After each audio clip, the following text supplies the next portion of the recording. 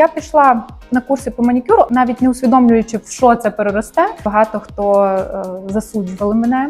Однокласники ходили до мене на курси, потратила близько 50 тисяч гривень. Перший свій робочий день я заробила 11 гривень.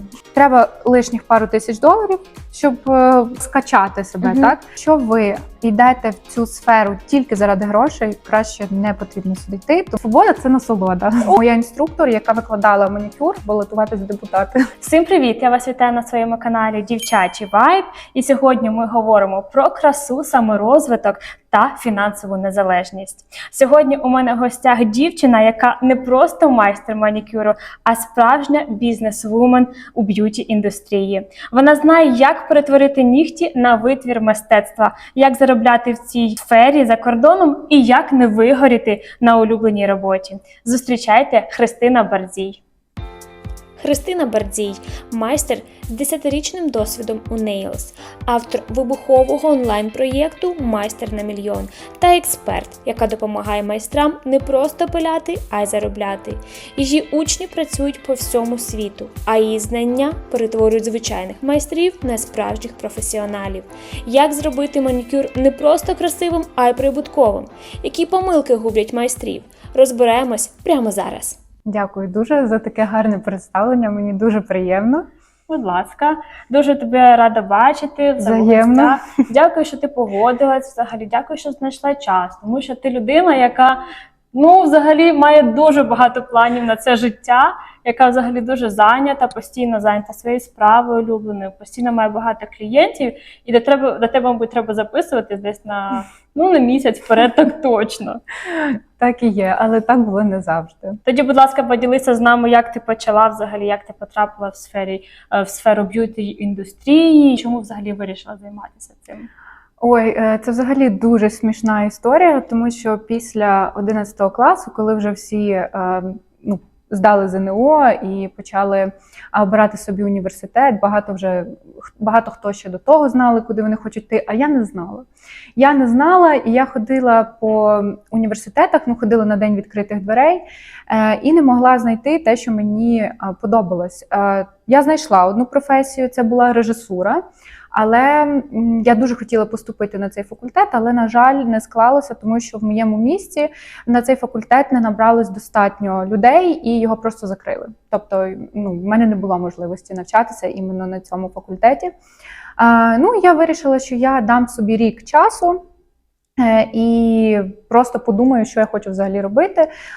І я пам'ятаю, це був серпень, десь кінець серпня плюс-мінус.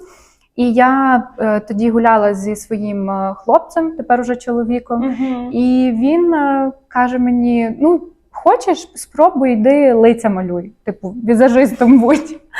А я кажу, та ні, якось мені не лежить взагалі до цього. Він каже, йди, пробуй стригти, б'юті-сфера завжди класна. Я кажу, та ні, не хочу стригти. Я чомусь зразу подумала, що мені якось, це взагалі не моє. А потім він мені каже, попробуй, може, нігті. І я така, реально класно, можливо, це те, що мені треба. І я пішла на курси по манікюру, але чисто так, навіть не усвідомлюючи, в що це переросте, чисто так, щоб собі робити нігті, от просто для себе.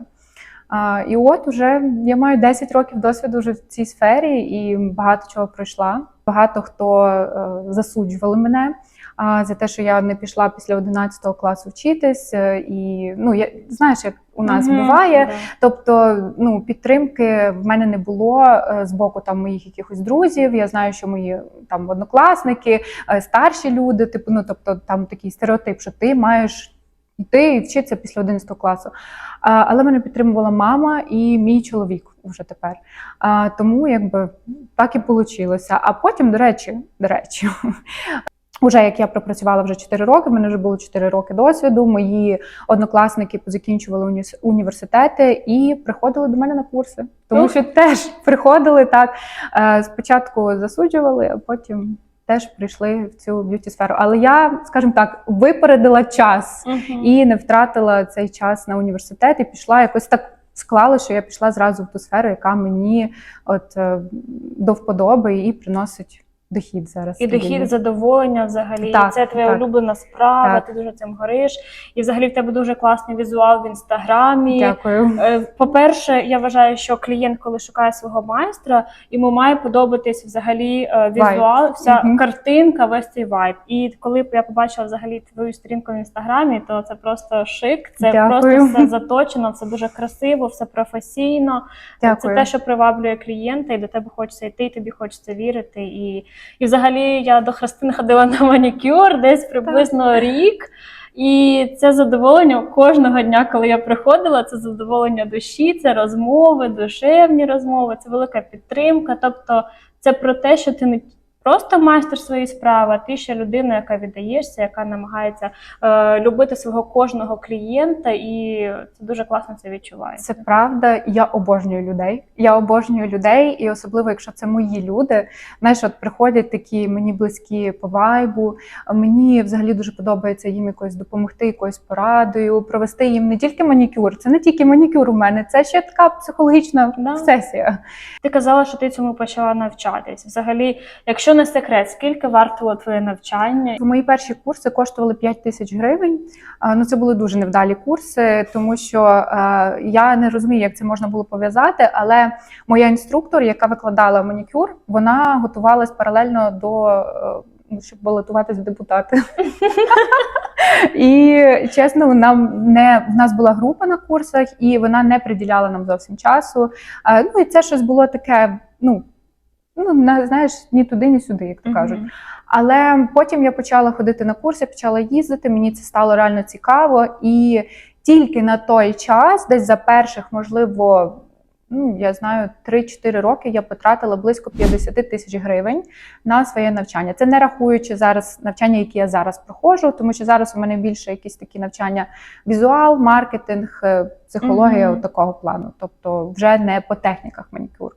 Так. Але взагалі вклад в себе завжди, постійно, це завжди. необхідно. Ви ніколи не досягнете успіху, якщо ви не будете в себе вкладати, якщо ви будете шкодувати грошей, якщо ви будете постійно думати, ні, ці курси занадто дорогі для мене, а ці скупий платить двічі, правильно? Тобто, і для себе, для того, щоб реально бути в попиті, реально бути класним майстром, щоб любити цю професію, так, щоб насолоджуватись, потрібно відповідно вкладати. Ніхто ще, скажімо так, з моїх знайомих, яких я знаю, не стали успішними, якщо вони не вкладали в себе гроші. Поговоримо про заробіток. Взагалі, яка можлива сума, наприклад, щомісячна, яку може заробити в цій сфері? Ти знаєш, це дуже відносно, тому що це залежить від багатьох факторів. Наскільки швидкий майстер, так? Тобто, якщо, наприклад, майстру потрібно всього годину на клієнта, він може взяти, допустимо, там за 8 годин 8 людей, правильно? Тобто, і це залежить також від ціни, скільки коштує манікюр. Якщо у нас там по $70 манікюр, сама порахуй, так? А можна взяти всього там 5 клієнтів, тому що, наприклад, якщо майстер-початківець, йому потрібно більше часу на клієнта, так? І відповідно це вже буде інша сума, вона буде менша. Тут можна гратися, тут коливається. Все залежить від вашої майстерності, від вашої швидкості і від кількості клієнтів.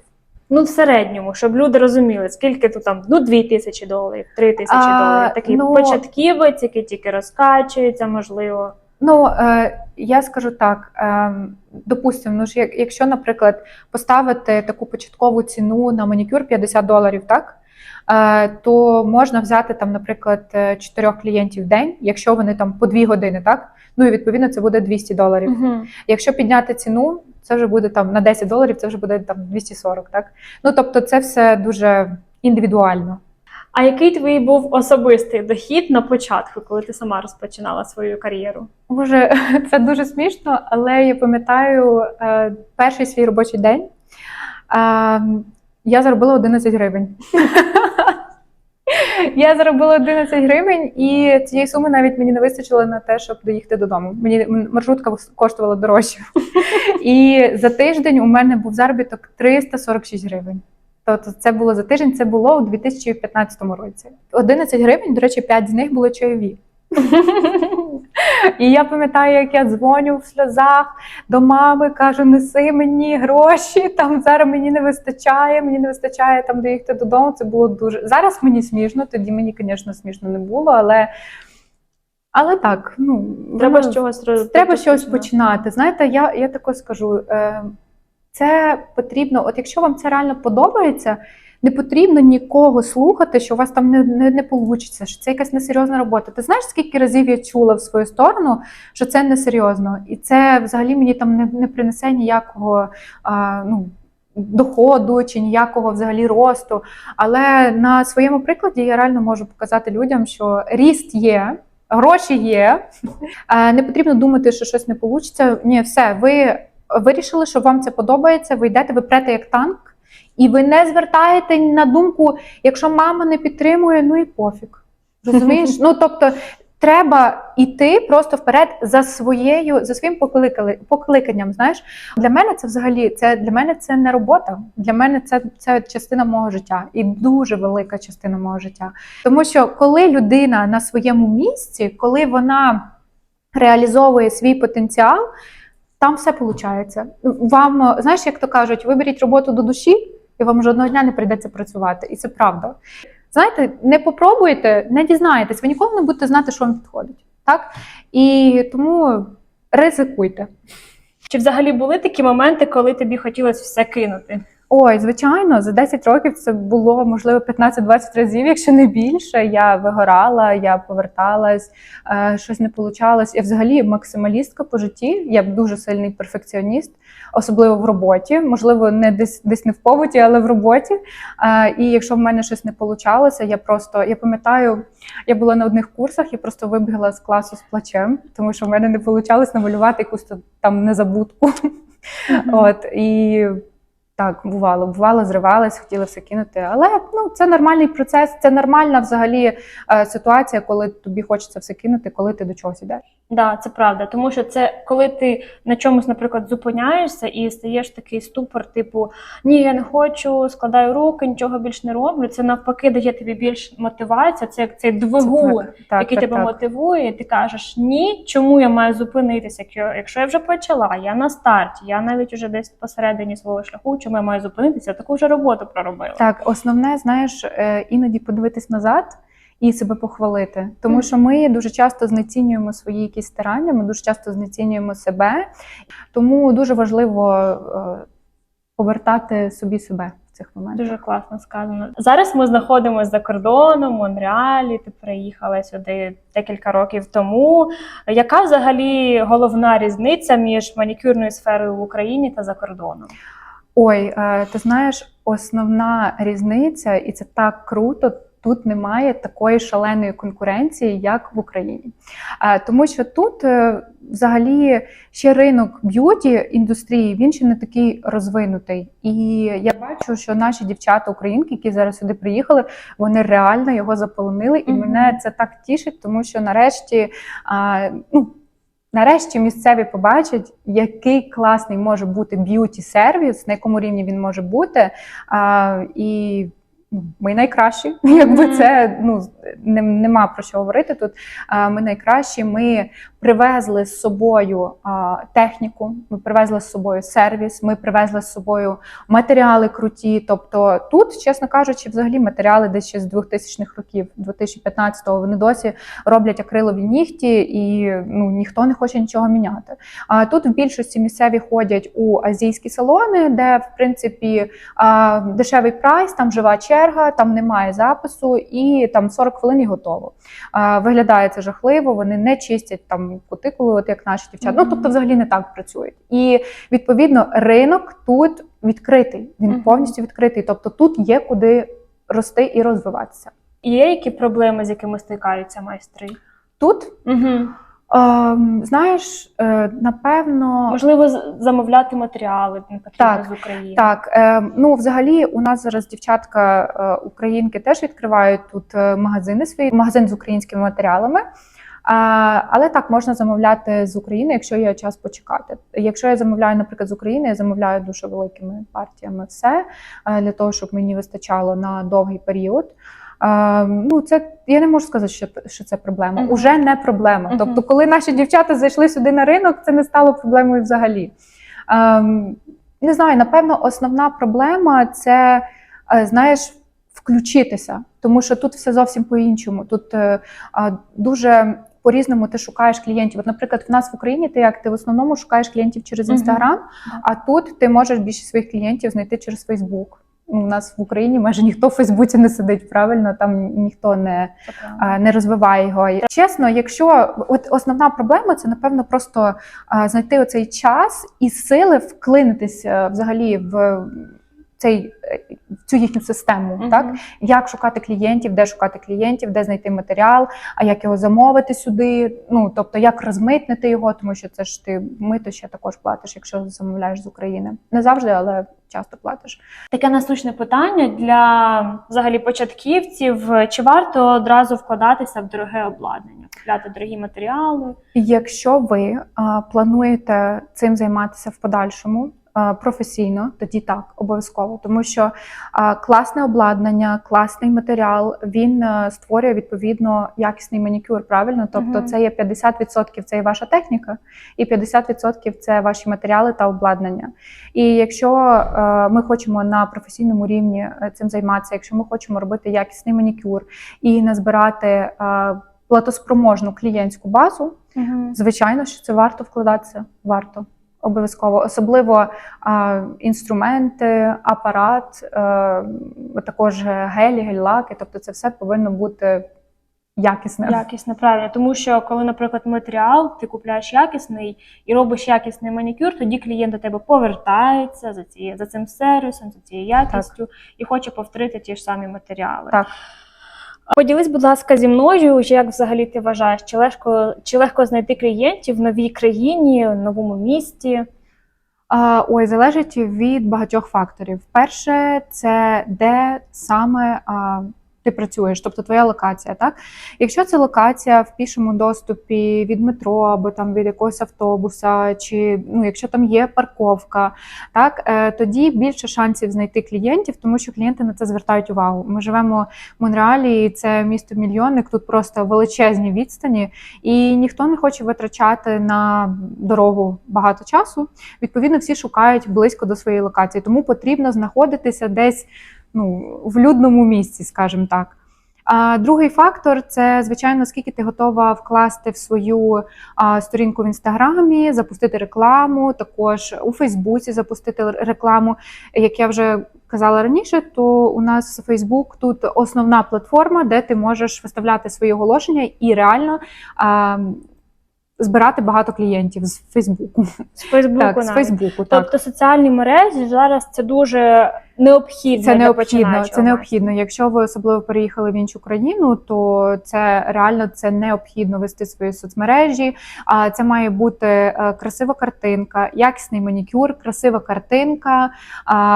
Ви маєте бути, ваша сторінка там чи в Фейсбуці, чи в Інстаграмі повинна бути максимально зрозуміла кожному. Тобто, коли клієнт зайшов, він там подивився вашу локацію, він подивився ваш прайс, він подивився, які послуги саме ви надаєте. Тобто, ви повинні бути зрозуміли. Тоді буде легко знаходити клієнтів через соціальні мережі. Так?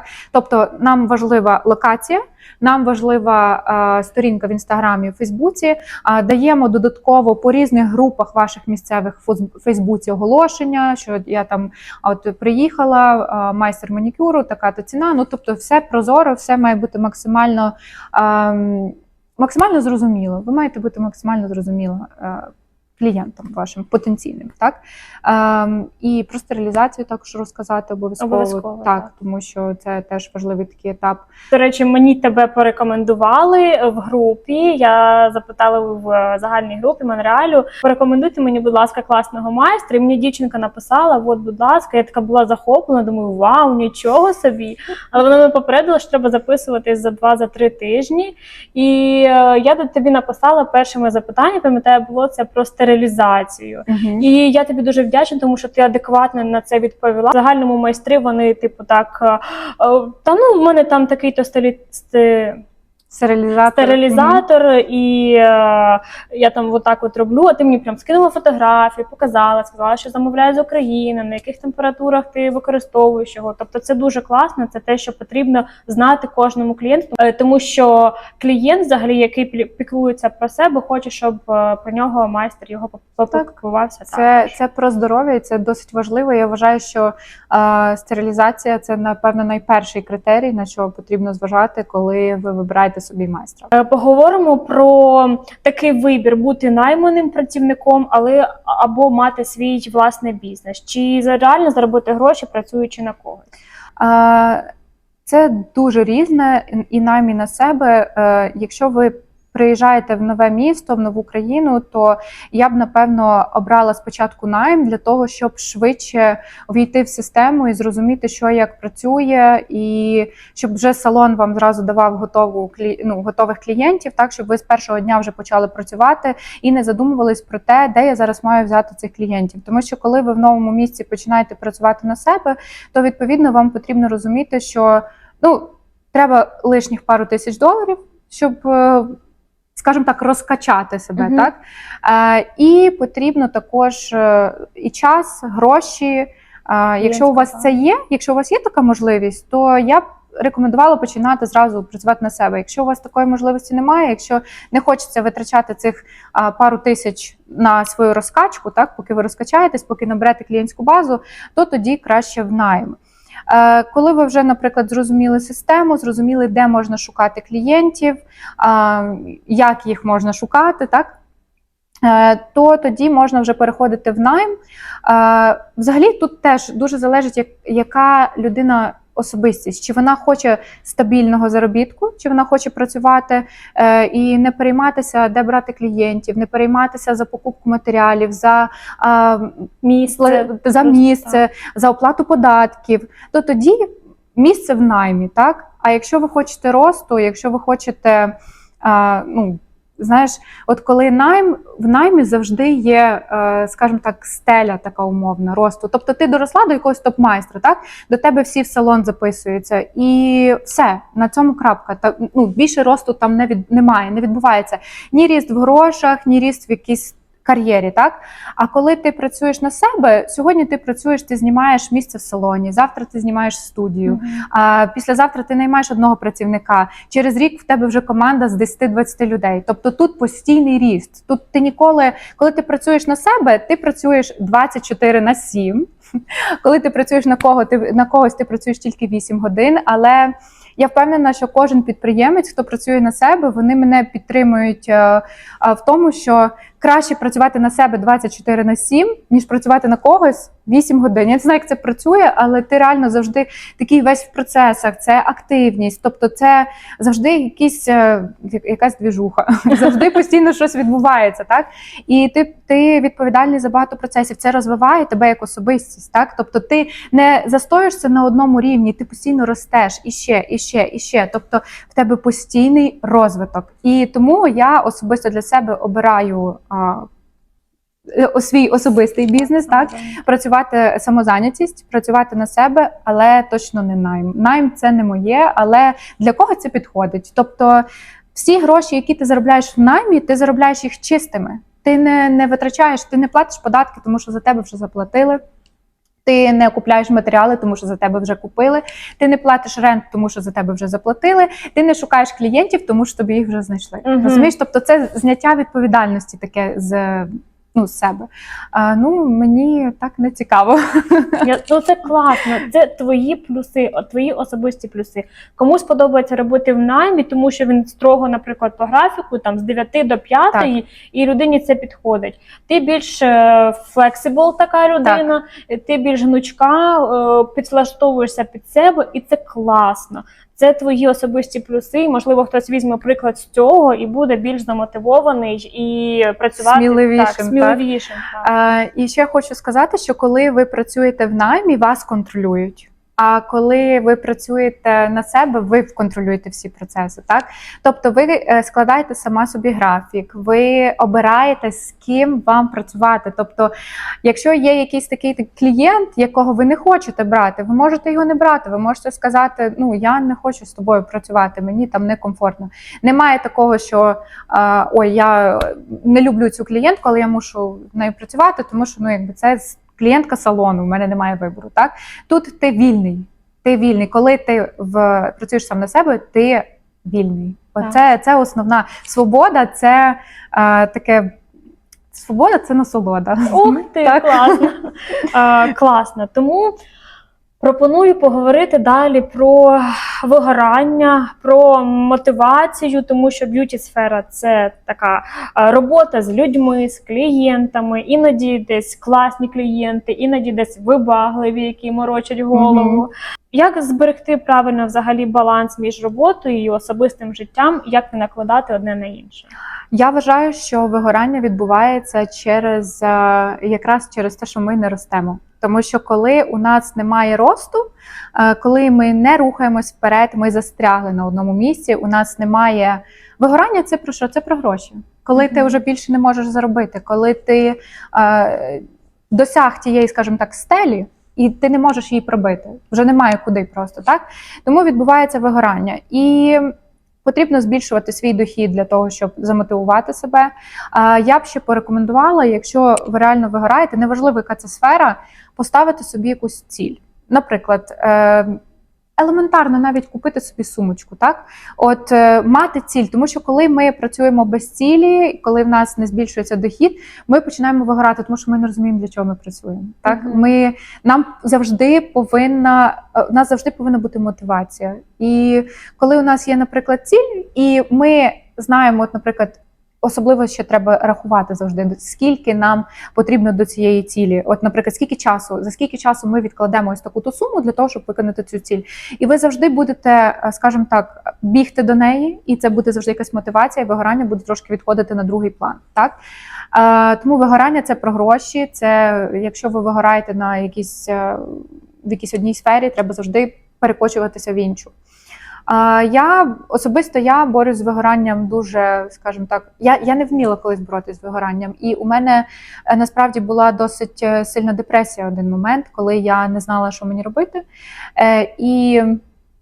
Але мене повернуло в стрій моє нове хобі. Я дуже почала я пішла взагалі, я розумію, що тут дуже багато скептиків, можливо, не всі це приймають, але я пішла в нумерологію, в астрологію. Астрологія мені не так близька, як нумерологія, але от нумерологія мені це так цікаво, це по цифрах рахувати, там щось визначати. І мене це якось так зарядило, і я пам'ятаю, я пішла до своєї подруги на нумерологічний розбір, і вона мені так все про мене розказала, вона каже, от тут твоя там точка росту, це там твоє, це там то. І я така, реально 99% інформації це про мене, як таке може бути? І взагалі, як це відбувається? Ну, і я пішла теж в це.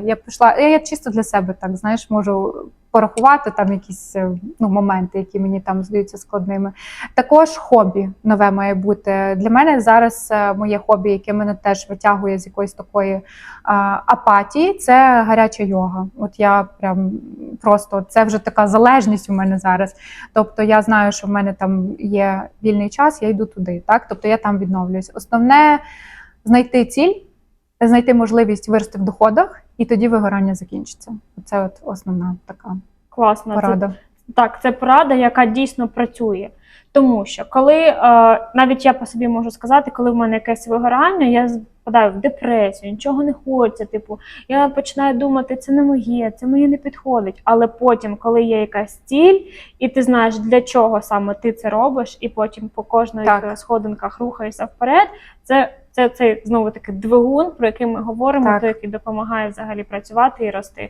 Я думаю, навіть в сфері б'юті, в б'юті-сфері, навіть в манікюрі можна куди рости. Є куди рости. Дуже багато.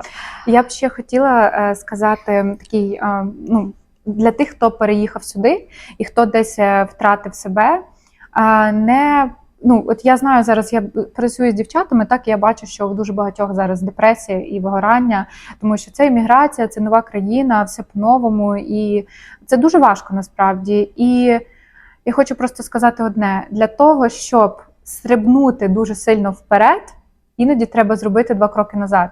І от імміграція, от це, скажімо так, ви не починаєте життя, ви і починаєте життя з нуля, але і не починаєте його з нуля. Тобто у вас вже є ваш досвід, і ви знаєте, як його використати, як його застосувати ну, в якихось там моментах, так, я не знаю, в кожного свої. І це нормально. Це нормально бути в депресії, нормально бути в вигоранні, але треба пам'ятати, що через кризу, через такі моменти вигорання, депресія, криза в житті відбувається найбільший ріст і найбільші винагороди в нашому житті. Тому потрібно просто вірити і пам'ятати, що ну окей, зараз я в депресії, зараз я в вигоранні, що ж мене таке класно чекає потім, що, ну, от, що зараз така криза відбувається, що зараз такий якийсь момент депресивний, тому що завжди за таким стоїть дуже велика винагорода.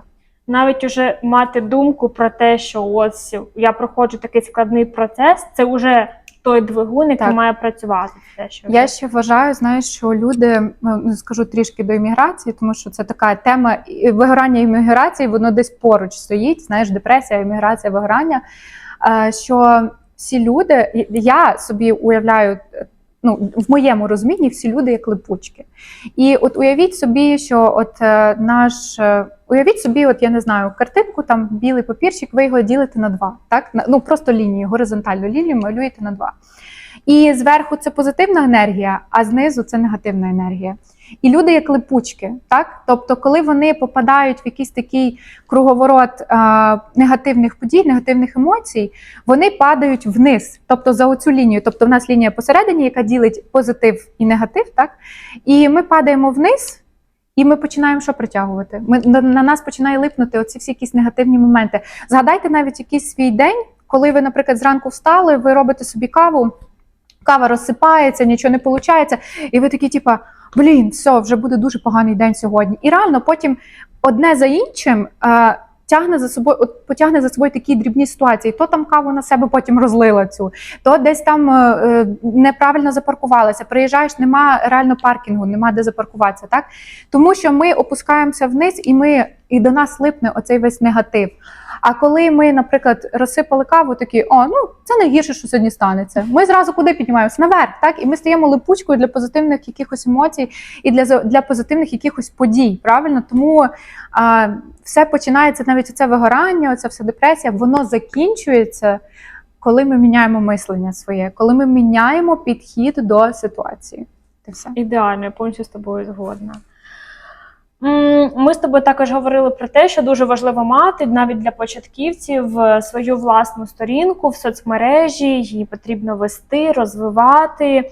Можливо, в тебе є якісь власні поради щодо соцмереж? Як починати, як не боятись вести соцмережі? Перша порада – це відточувати свої навики, щоб у вас була класна робота. Друга порада – пройти якісь, можливо, курси, або просто навіть подивіться відео в Ютубі, якщо ви не хочете на це витрачати, як класно фотографувати роботи. Так? Третя порада – це не боятися. Третя порада – це оформити класну сторінку. Коли у вас класно оформлена сторінка, коли ви зрозумілі для клієнта, коли клієнт зайшов і побачив там прайс, локацію, ну, тобто всі види послуг ваші, так, ваше фото вашого робочого місця, ваше фото, так, це все дуже важливо. Коли вона правильно оформлена, то це вже 70% успіху. Над візуалом завжди можна попрацювати. Вам просто в соціальних мережах потрібно бути зрозумілим. Це все. Коли клієнт навіть зайде на вашу сторінку, от ви навіть себе проаналізуйте, так, коли ви, наприклад, шукаєте якогось фахівця, і ви заходите на сторінку, і ви бачите просто класний візуал. Потім ви заходите на другу сторінку, де ви бачите якусь експертність, тобто так, де майстер розповідає про стерилізацію, де майстра прикріплено фото, його особисте фото, фото його кабінету. Тобто ви виберете не візуал, ви виберете те, що вам зрозуміліше, так? І відповідно для того, щоб вибрали вас, ви теж повинні бути зрозумілими. Як ти думаєш, чи потрібно поєднувати особисту сторінку з робочою? Я вважаю, що так. Я вважаю, що так, тому що це такий трошки навіть розвиток особистого бренду, тому що це навіть це розкриття людини, так? Це навіть не про це розкриття людини, це і є про особистий бренд, так? І коли у нас людина реально розкрита для нас, ми бачимо, знаєш, от іноді навіть по голосу можна зрозуміти, чи тобі буде комфортно з цією людиною. От коли людина записує якесь розмовне сторіс, ти вже розумієш, чи вона тобі підійде, чи вона тобі сподобається, так? Тобто навіть через фото ми відчуваємо цю енергію, ми відчуваємо енергію через голос, через фотографію, через зовнішній вигляд, через погляд, так? І це дуже важливо. Важливо не тільки просто нігті одні на сторінку кидати, а й показувати частинку свого життя. Класно, це відверто. Дякую тобі за цю відвертість, дякую, що поділилась цим. Можливо, в тебе є 5 особистих причин, чому важливо стати майстром манікюру? Я скажу так. Важливо, якщо ви йдете в цю сферу тільки заради грошей, краще не потрібно сюди йти, тому що це більше, ніж робота. Це комунікація з людьми, це якась... Ви постійно маєте розвиватися, постійно маєте рухатись вперед. Якщо ви йдете сюди, тому що ви бачите там тільки якусь грошову ціль, у вас не вийде заробити гроші, які ви думаєте, що ви можете заробити тут. Тому краще сюди не лізти, так? Краще пошукати щось інше. Але 5 плюсів, які я маю особисто для себе, це вільний графік, це те, що я все контролюю. І графік, і кошти, там, і клієнтів, з якими я працюю. Це комунікація. Тобто ви в манікюрі, я скільки людей, скільки контактів я набула, тобто мені скільки всього, і знаєш, до мене приходять на манікюр, і вони кажуть, що я як довідкове бюро. Тому що я знаю все, тому що я спілкуюся з клієнтами, і хтось там те розкаже, хтось там все розкаже, і вся інформація в мене є, і я потім можу цю інформацію передати тому, кому вона потрібна, так? Тобто це третє, це комунікація. А четверте, це я відкрила в собі ще десь приблизно 5 професій, якими я б могла займатися за допомогою манікюру. І це десь якась психологія, там нумерологія, це одне можна віднести, так? Тобто це допомагати людям знаходити якусь рівновагу, виходити з депресії, так? Друге, це SMM. Мені дуже подобалось вести Інстаграм, писати пости. Я просто, якщо ти погортаєш мою сторінку вниз, там реально дуже багато різного цікавого написано. Також SMM, психологія, це незалежність обов'язково. Тобто я вважаю, що в сучасному світі жінка повинна мати свої доходи, повинна бути незалежною, і це додає нам впевненості, а впевненість – це любов до себе. Тому важливо себе любити, важливо себе прийняти, і робота цьому дуже допомагає. Дуже допомагає. Класно. Я думаю, ми вас надихнули цими словами, я думаю, ми вас надихнули цими причинами. Якщо ви починаєте вести свою робочу сторінку в Інстаграмі, або навіть починаєте власну справу, то мотивуйтесь цим і мотивуйтесь нашими порадами. Ти маєш свій унікальний проєкт, онлайн-проєкт для початківців, майстрів. Називається він «Майстер на мільйон». Якщо мрієте стати топовим майстром манікюру, обов'язково перегляньте курс «Майстер на мільйон». За посиланням в описі ви знайдете всю інформацію про цю програму і як це допоможе вам заробляти більше. Переходьте та дізнавайтеся деталі. Розкажи, будь ласка, як ти до цього прийшла? Розкажи трішечки про саму систему цього курсу, взагалі, чим він відрізняється від інших. Він народився в Канаді, тому що дуже багато дівчат мені писали, хто роз'їхались, так, після того, як почалась повномасштабна війна, всі роз'їхались. І дівчата шукали собі заняття, чим зайнятися на новому місці, так? І вони мене питали, чи є в мене онлайн-курс, який можна пройти дистанційно, щоб нікуди не їздити. Плюс цей курс не коштує, наприклад, живий курс буде коштувати десь 1,5-2 тисячі, 2,5 тисячі доларів. Тут це я говорю про Канаду, я не знаю, як про інші країни. В Європі, я думаю, в Америці так само. І моя задача була створити курс повністю наповнений таким чином, щоб людина, яка навчається з нуля, дистанційно могла зрозуміти все, що потрібно для того, щоб почати цим займатися і, ну, взагалі, працювати потім з клієнтами, так? І в мене курс створився якраз на базі, ну, тобто був попит, і я створила під нього такий курс.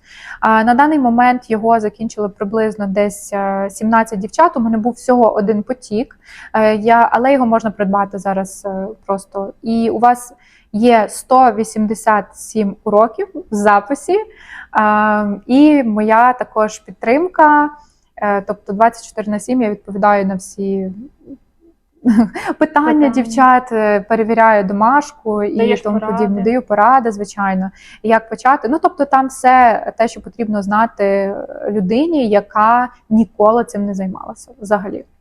Тобто це повністю з нуля це можна навчитись так, з нуля, так. А підійде тим, хто вже в процесі? Так, підійде, тому що там настільки багато інформації. Ти знаєш, мені здається, я вклала більше, чим, напевно, треба було. Але, ну, це класно, тому що я отримала дуже багато позитивних відгуків за цей курс. Хтось купляв чисто для себе, щоб робити манікюр собі в еміграції, щоб не шукати майстра. Хтось для того, щоб знайти нову роботу, так. В кожного різні були якісь свої, в кожного різна була мотивація, але так, створили ми такий проект, і в мене була ціла команда, до речі, по створенню іменно цього проекту. Тож, чому варто прийти саме до тебе на твій курс? Чому варто купити саме твій курс? Бо я топ.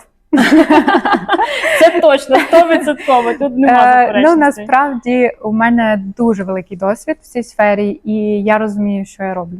Я бачу дуже багато хто там, ну, зараз є багато небезпечних інструкторів, але я бачу, що вони не до кінця розуміють, що вони роблять. Тому так. Тому краще до мене приходити і не втрачати свій час та гроші. Тобто може до тебе прийти не лише, наприклад, україномовна людина, може ти також до себе запрошуєш і іноземців, місцевих? Так, я, в принципі, вже мала досвід викладання на англійській мові. В принципі, мені її вистачає для того, щоб донести інформацію. У мене також вже готові там посібники є. Ну, тобто все на англійську я переклала, але в більшості це наші дівчатка, які, наприклад, хочуть зараз змінити сферу діяльності, або, як ми вже говорили, мати додатковий прибуток, так, то більше я працюю з нашими дівчатами, з українками. Любов до себе через манікюр.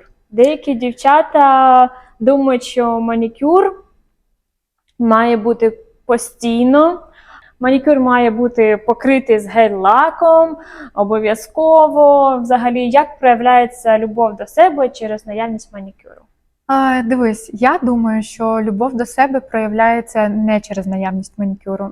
Манікюр – це чисто, знаєш, такий ритуал краси. Тобто, коли ти йдеш, коли тобі не шкода витратити на себе гроші, ти маєш класний результат в кінці, так?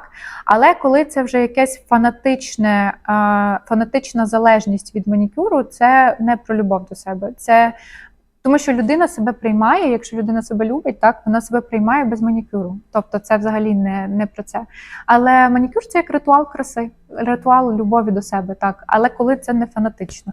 Тобто людина, яка любить себе, вона буде себе прекрасно почувати і з манікюром, і без манікюру. Я вважаю так. Чи обов'язково робити манікюр постійно, без переривань, там, наприклад, кожних 3 тижні або на протязі декількох років? Якщо ви, наприклад, робите манікюр на постійній основі, я не рекомендую переношувати. Тобто 3 тижні – це максимум. Якщо ви хочете зробити перерву, це є нормально. Так? Дивіться, нігті псуються більше від того, що їх неправильно знімають. Тобто, коли майстер перепилює нігтєву пластину і знімає, або, знаєте, здирають просто нігті. Це більше шкодить, ніж просто постійно, регулярно робити гель-лак. Якщо у вас класний майстер, вам не потрібна перерва. Які твої особисті улюблені ритуали краси? Що ти робиш для себе? Ой, ну, найперше, це, напевно, я собі вдячна. Так, я маю, скажімо так, я не маю щоденника вдячності, я його не веду, але я кожного дня намагаюся не забувати, подякувати собі за те, що я маю. Я вважаю, що це такий ритуал любові до себе, так, ритуал краси.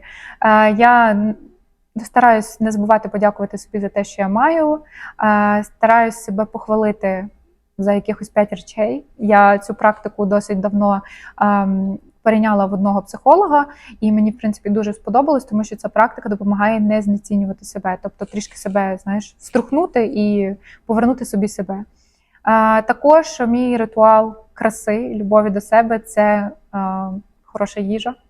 Тобто, так, я розумію, що, можливо, ви зараз очікували, що я скажу косметолог. Взагалі-то так, я очікувала там волосся, догляд за волоссям, косметологія. Ну, звичайно, це все теж, але це все таке банальне і воно лише поверхневе. Справжня краса, вона в нас є всередині, так? І кожна жінка прекрасна, взагалі кожна людина прекрасна, неважливо, чи це жінка, чи це чоловік. І справжня краса відкривається, ти будеш класно виглядати, коли навіть без жодного якогось там косметолога, дерматолога, навіть коли от в тебе баланс і гармонія в душі, правильно? І от це мій другий ритуал, це класна їжа, так, здорова їжа і менше фастфуду, там якихось некорисних вуглеводів. Третій ритуал краси – це йога, так? Тобто вона допомагає мені тримати тіло, тонус, баланс. Так, тонус, баланс. Ну і потім це вже манікюр, педикюр, догляд за волоссям. Я обожнюю ввечері вийти з душу і намаститися пахучими кремами, лягти оце в ліжко і просто пахнути. Оце прям моє улюблене, чесно. І масаж. Це, напевно, те, на що я найбільше так фокусуюсь. Я не ходжу там, знаєш, на якісь там макіяж часто там, чи ще щось. Такого в мене немає.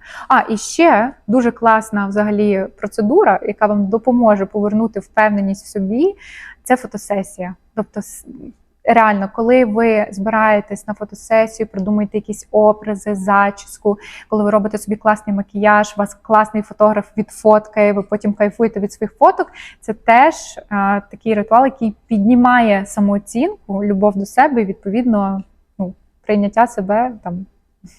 Тебе дуже багато фотосесій. На сторінці дуже багато. Прям кожний пост – це професійна фотосесія, це, знову ж таки, вклад в себе. І чим більше ти вкладаєш в себе, тим більше ти подобаєшся. І людям подобаєшся, і отримуєш після цього все. Я вам скажу одну таку істину. Знаєш, у нас завжди люблять, як казати, відноситись до людини потрібно так, як ти хочеш, щоб вона відносилась до тебе. Але я вам скажу, це така неправда. Істина в тому, що як ти відносишся до себе, так інші відносяться до тебе. Тобто тут по-інакшому тут не працює. Тобто, якщо ви поважаєте себе, любите себе, ви постійно вдячна собі за те, що ви навіть просто підняли зранку і пішли на роботу.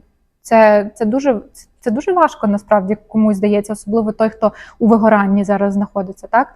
Але якщо це все, скажімо так, проживати, так, то воно так і працює. Воно виводить з депресії, виводить з вигорання, знаєш. Який твій образ улюбленого клієнта, ідеального клієнта? Той, що платить?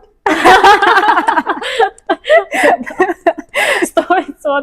У мене всі клієнти – це якісь мої такі бубочки, мої люди. У мене немає такого, що я не можу зараз описати тобі ідеального клієнта. Це той, який платить. Ні, це правда. Це плата за роботу, яку ти робиш. Якщо ти робиш її якісно, ти отримувати маєш також якісно. А по людських якостях, чесно, зараз не можу виділити. У мене давно не було негативного досвіду з клієнтами. Так, я така людина, що якщо мені щось не подобається, я не буду працювати з цим клієнтом. Це теж про любов до себе, до речі, коли ти не терпиш якесь погане відношення до себе.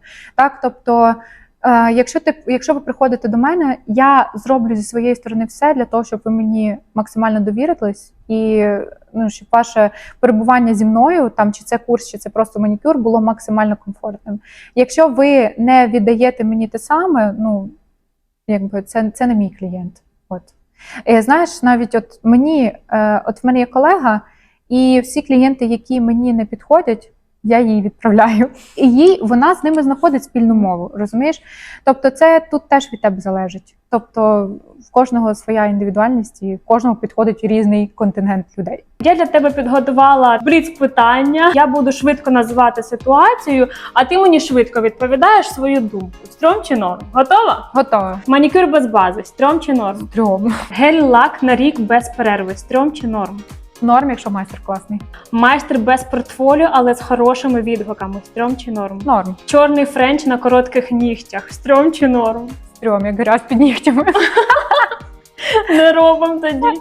Робити манікюр на кухні у клієнта. Стрьом чи норм? Стрьом. Обрізний манікюр. Стрьом чи норм? Норм, якщо класна техніка. Чоловічий манікюр з дизайном. Стрьом чи норм? Норм. Ми живемо зараз в сучасному світі. Норм. Топити за натуральність і взагалі не фарбувати нігті. Стрьом чи норм? Стрьом. Нащо комусь нав'язувати щось? Майстер, який не обробляє інструменти. Стрьом. 100%. Манікюр із камінцями та 3D-ефектами у 25-му році. Ну, кожному своє, але стрьом. Дякую тобі. Це особисто моя думка. Я нікого не заставляю. Якби в кожного може бути свій смак. Я з своїх особистих якихось моментів так відповіла. Дякую. Христина, я тобі дуже вдячна за твою відвертість, за твою унікальність, за твою щирість, за твою любов до цієї роботи. Я сподіваюся, що ви надихнулись цим підкастом, цією розмовою, так само, як надихнулась я, тому що я тут взагалі стою в цьому облаку, не знаю, натхнення енергії. І нехай ваша справа також вам приносить і дохід в першу чергу, і задоволення. Дякую, що подивились цей підкаст до кінця. Дякую, що поділились вашим враженням в коментарях. Поставили лайки. Обов'язково не забудьте підписатися на мій канал, тому що на моєму каналі ми розпаковуємо життя і кожну дівчинку разом. Па-па! Дякую, що запросила. Дякую тобі велике.